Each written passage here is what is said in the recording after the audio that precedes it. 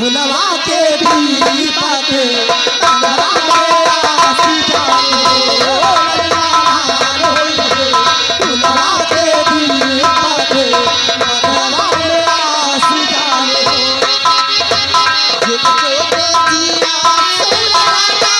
भागा भाग जागे हो लाल होई है फुलवा के दीपक मनवा में आस जागे हो लाल होई है फुलवा के दीपक